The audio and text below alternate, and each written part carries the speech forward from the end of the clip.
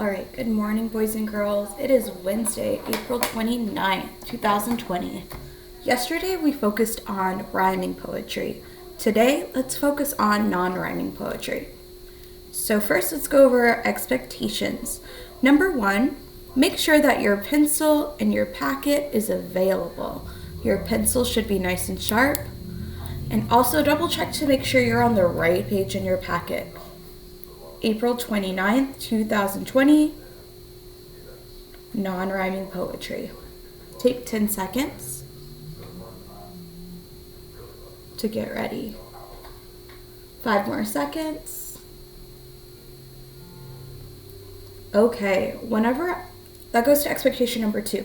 Whenever I say pause, all you have to do is pause your video and fill out the section. When you're finished filling out the section, unpause the video. And number 3, at the end of the video, please complete your exit ticket on Teams. So let's go ahead and spark. It is Work It Wednesday. Say one thing that you're working towards improving this week. So I know that I'm working towards waking up earlier. That's something that I really need to focus on.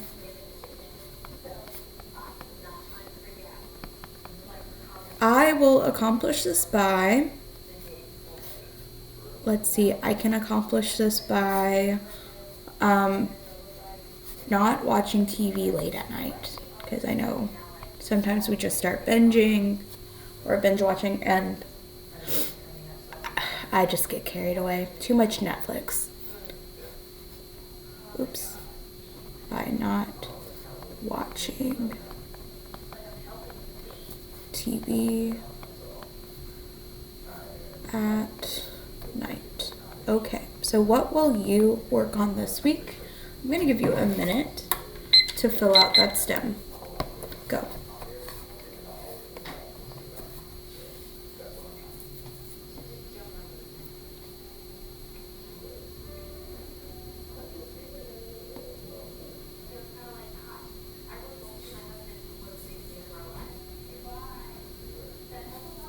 Ooh, I forgot to put a period at the end. Make sure you put your punctuation at the end. 30 more seconds.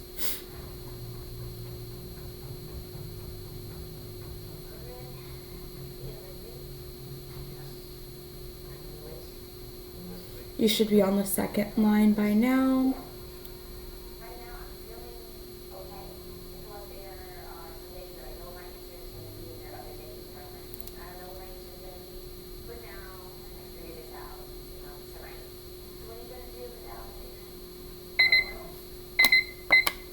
Awesome. Let's go ahead and go to our do now. It says read for the world's record and answer the questions that follow.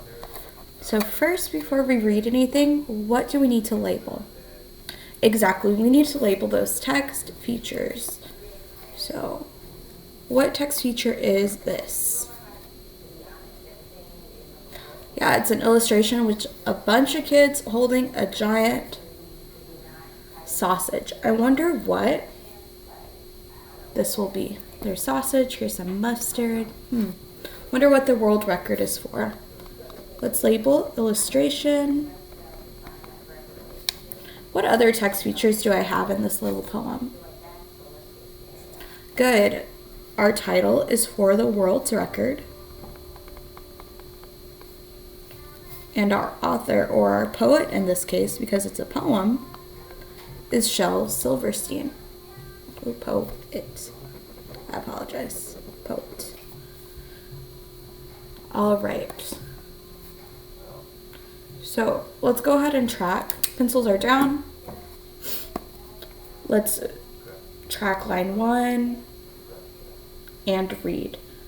We made the world's longest hot dog, and now that it's finally done, we realize nobody's baked the world's longest bun. Okay. So I have 1, 2, 3, 4 questions. Can you answer those in a minute and a half? Go ahead and get started.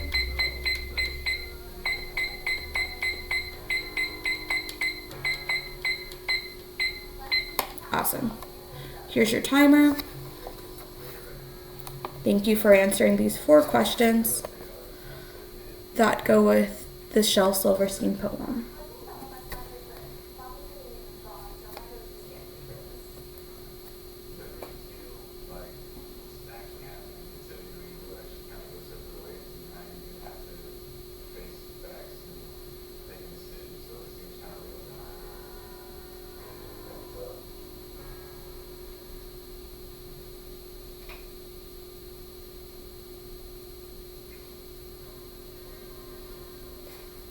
All right, 50 more seconds.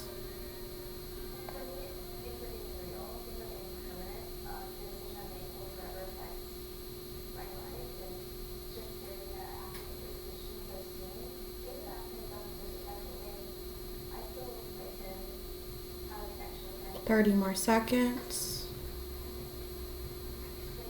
You should be on the 3rd one by now, if not the 4th.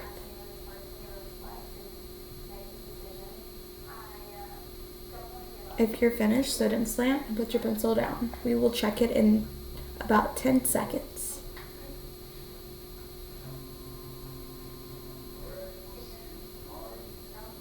3, 2, 1.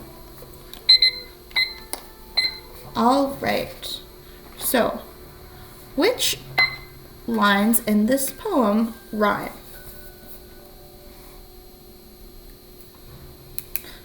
Exactly. Lines 2 and 4 rhyme. So done and bun. Those are our rhyming words. Because they have that same ending sound of un. How does this poem make you feel? It could make you feel in multiple ways. For me, this poem made me feel silly. Why does it make me feel silly? Because the poem is funny. It's about a giant hot dog.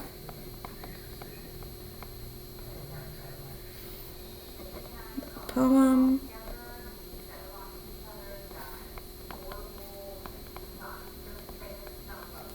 All right. How does the illustration help you understand the poem? So this is our illustration. How does that help you understand the poem for the world record? So the illustration is kids with a giant, like, hot dog sausage, right? Like the wiener part.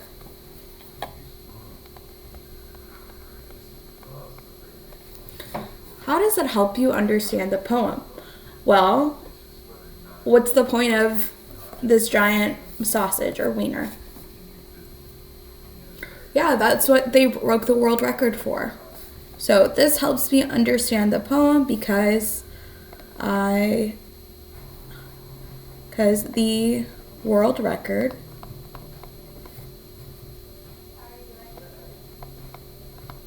is for the longest hot dog. That's what it says in the first line.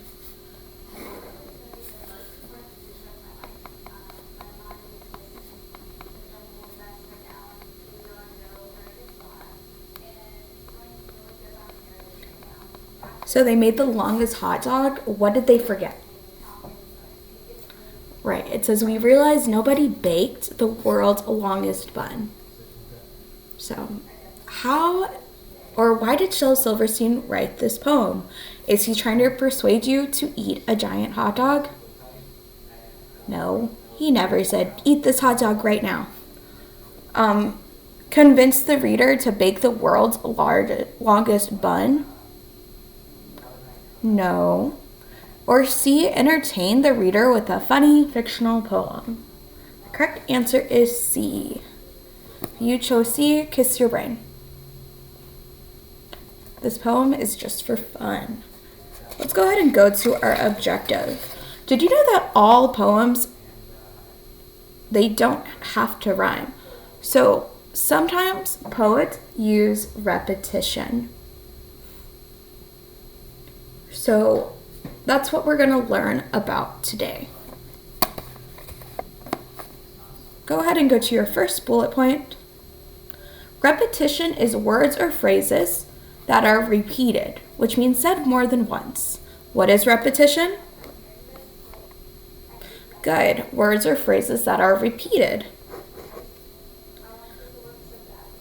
Poets use repetition to show importance. So it's exactly, repetition is just saying things more than once. So if your mom tells you to clean your room, and then 10 minutes later, she tells you to clean your room again, and she tells you over and over and over again to clean your room, that must mean that it's really important. So when people repeat things, like if your teachers repeat things in a lesson, that must mean it's really important. Bottom line, repetition shows importance. Repetition. Good. So let's go ahead and go to our activity for repetition. So mustn'ts, let's go ahead and go to vocabulary preview. Mustn'ts just means must nots. It's that contraction of the two words put together. Is it proper? No, but that's what the poet wanted to do. So, number 1 says number the lines and stanzas and listen to the mustn'ts. Go ahead and label your title as well. And see if you can beat me with numbering the lines and stanzas. Awesome. You should have 8 lines. How many stanzas do you have? Great. You just have one big stanza, one paragraph poem. Step 2 says read, listen to the mustn'ts. Let's go ahead and track the title. Listen to the mustn'ts. This is also a Shel Silverstein poem. Listen to the mustn'ts, child. Listen to the don'ts. Listen to the shouldn'ts, the impossible, the won'ts. Listen to the never haves. Then listen close to me. Anything can happen, child. Anything can be. So, circle the word that is being repeated throughout the poem. So I see listen to, listen to, listen to, listen to. How many times do you see listen to in this poem? Yes, 4 times. So let's go ahead and fill out the stem. Why did Shel repeat listen to over and over? It must be really important. What is the main idea of this poem?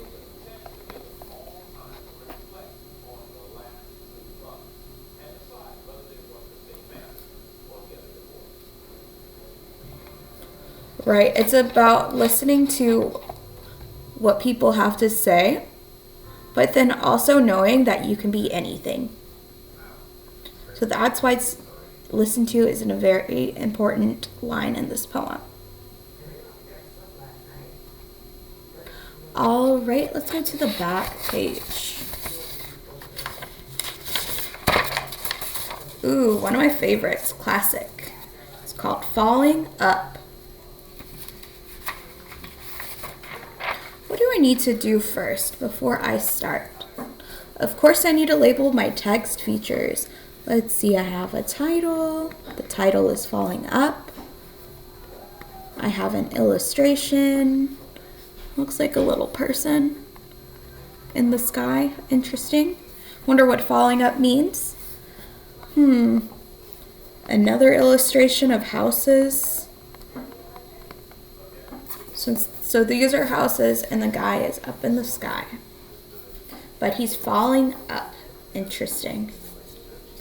So, another classic Shel Silverstein poem. Oh, what else did I forget? I need to number these lines and stanzas.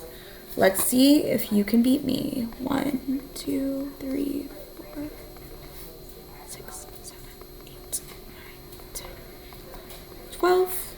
All right, count your 12 lines. How many stanzas do we have? Just one. one stanza. All right, so let's go ahead and read this poem.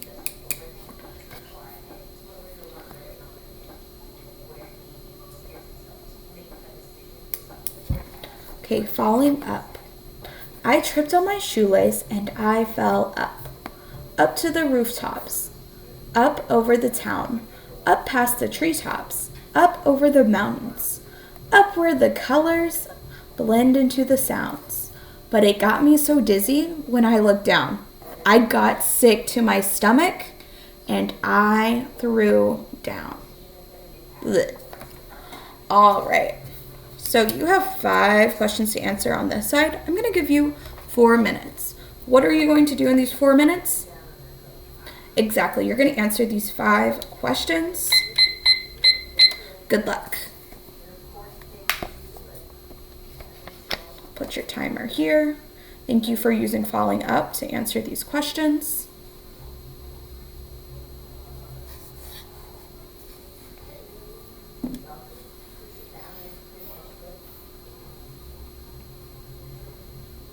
Great. You should be working on number 2 right now. Circling the words that are in repetition. Remember, repetition means repeated over and over and over and over and over again.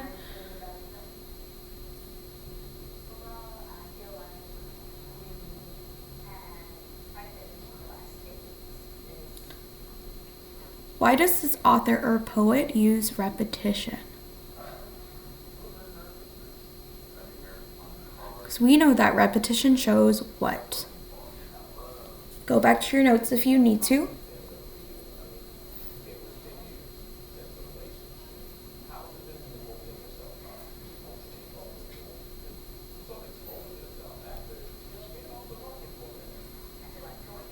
You should be able to find text evidence for number 4. How does the speaker feel?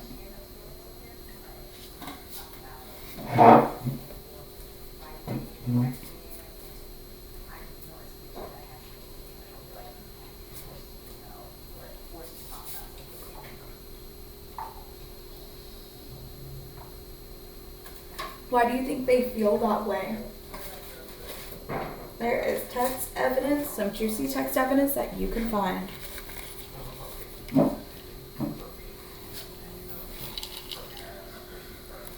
How does the poem make you feel as a reader? That one, it's up to you.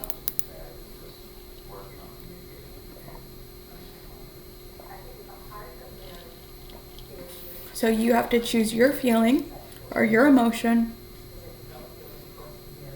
and then give me a reason why. Thank you for using your sentence stems and putting punctuation at the end so it's a nice, complete sentence.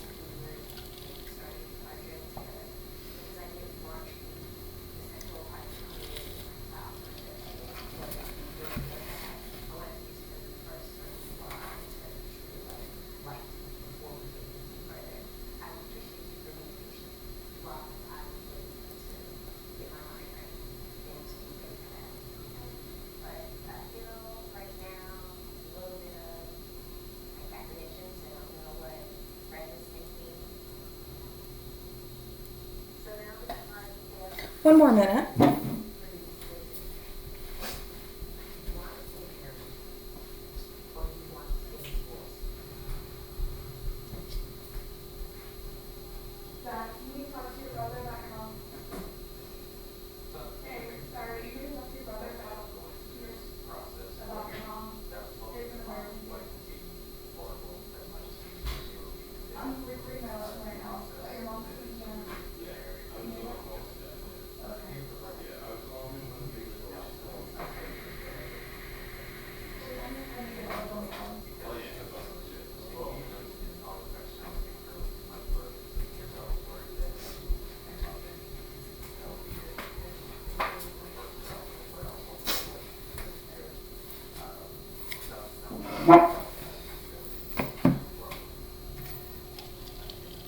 More seconds.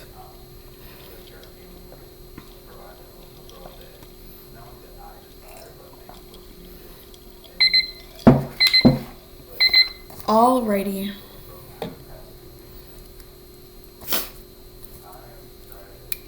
So let's go ahead and go over our answer choices. Does this poem rhyme? It does not. So alright. Circle the words that are in repetition, so the words that are being repeated over and over again at the beginning of each line. I see up, up, up, up, up. That's repeated over and over again. And the poem's called Falling Up. So why does this author use this repetition of the word up? The author uses repetition to show importance. So up, the direction of up must be really important. Why do you think it's really important? Exactly. So whenever you fall down, whenever you fall, you usually fall down, right? So since this reader is falling up, so that means they're going, or the speaker is falling up, so that means they're going up in the sky instead of falling down to the floor. Again, just kind of like a fun poem for entertainment. How does the speaker feel? I hope you found your text evidence, because in line 9 it says that, but it got me so dizzy. And then in line 11, he said, I got sick. So they must feel dizzy or sick. If you chose one of those words, amazing. Thank you for using your text evidence. Because the last line, so I got sick to my stomach and I threw down. So if they're throwing down instead of throwing up, which is kind of gross, but it is what it is. So remember, it's just kind of a fun entertainment poem. Because the speaker threw down. How does this poem make you feel? It's all personal. For me, this poem makes me feel nauseous. I don't like when other people throw up. That makes me feel sick to my stomach as well. Why? Because, for one, I don't like heights. They scare me. So I don't like heights, and I don't like people throwing up. No offense to the speaker. It's just not for me.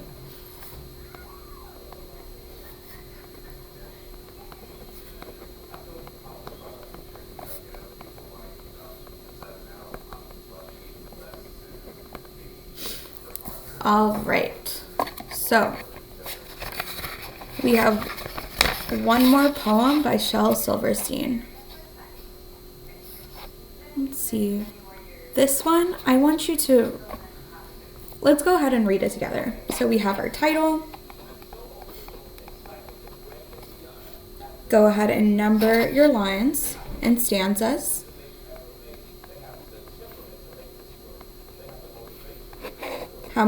So you have 8 lines. How many stanzas do you have?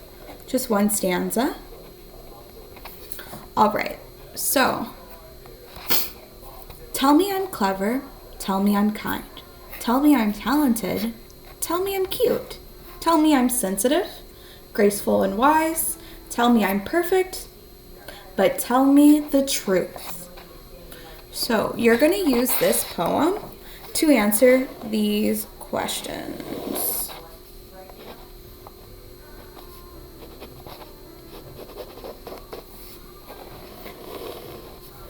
So how many questions do you need to answer on this side? 5.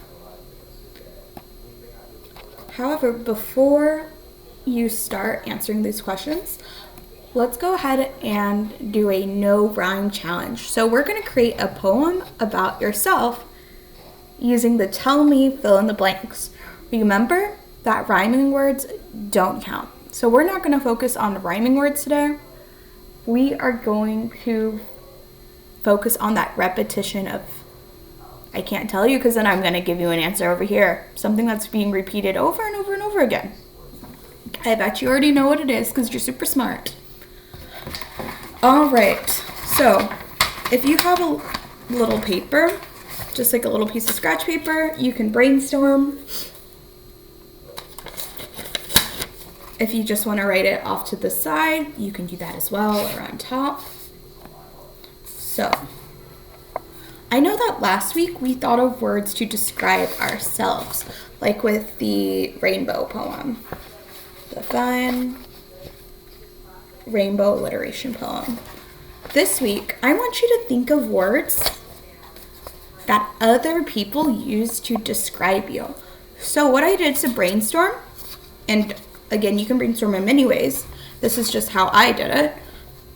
I counted my blanks. How many blanks do we have in this poem? 1, 2, 3, 4, 5, 6, 7, 8. 8. So with my little scratch paper or a little paper on top, I want you to number to 8 because we have 8 blanks.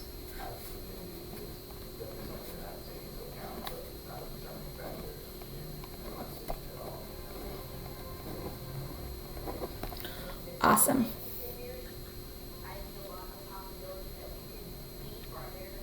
So I have 8 blanks. So I'm going to think of 8 people that are really close to me. So I'm going to start with my mom.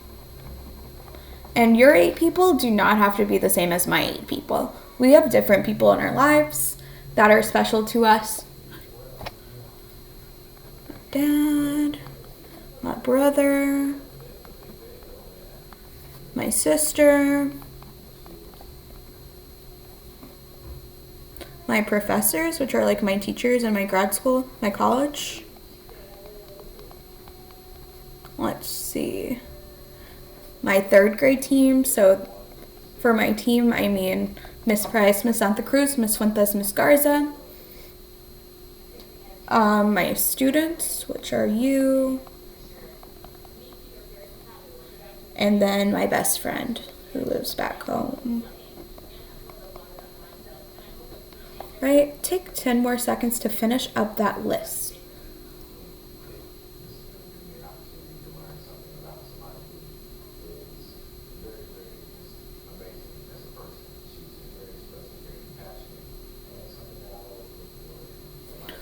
Awesome. So, I have a list of 8 amazing people in my life. How do they describe you? I know that my mom is like, oh, Lauren, you're so smart. She says that a lot. So I'm going to write the word smart because my mom tells me I'm smart a lot. Let's see. My dad, I know that he says he doesn't like it whenever I travel out of the country a lot. But I know he also thinks that I'm very adventurous because I like to try new things.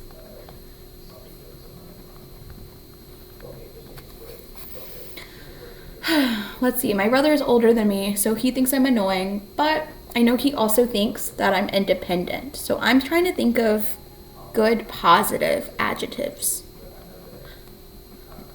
that my family thinks of me. Let's see, my sister, she told me that I'm really quirky and like different. That's how she would describe me. My professors, they always tell me that I'm a leader because I'm leader of this council. So I'm the representative just for San Antonio for the entire nation, which is kind of interesting. That's something that you can do when you get to college. Let's see, silly, that's what my 3rd grade teachers would call me because we like to make jokes and send memes to each other. Let's see. My students, I would say I've heard many different things, but something that I found in common is that y'all think that I'm caring. You know that I care about you, and you know that I want you to go to college. Not even want, like I feel like I need you to go to college because I know that's the best thing for you. So I know that a lot of my students have described me as caring.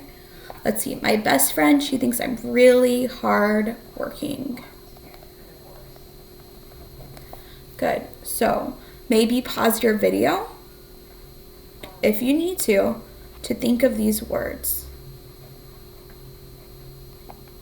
How would these people, these awesome 8 people in your life, describe you? Go ahead and pause your video.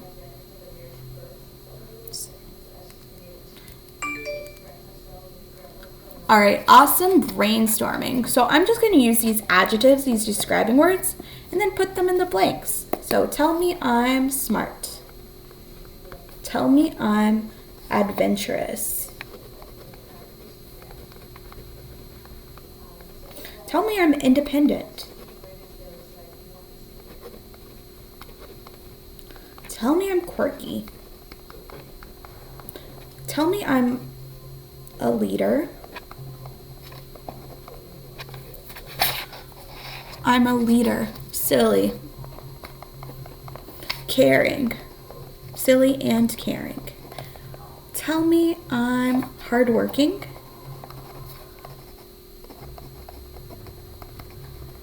But tell me the truth. And look, you're a poet and you didn't even know it. Let's see. Remember to answer these questions. That's your first step. Step 2, go ahead and go on to Teams and fill out that exit ticket. Your exit ticket today, I put a bunch of little mini poems on there, and I want you to decide, is it repetition, which is repeating over and over again? Is it rhyme? What we discussed yesterday, that same end sound, or is it both? You are going to have to decide. Also, let's see. Writing is usually the last class for everyone, so please, please, please make sure you log on to Clever and complete your hotspot goals. I saw a couple of my students this week become math geniuses. So proud of you.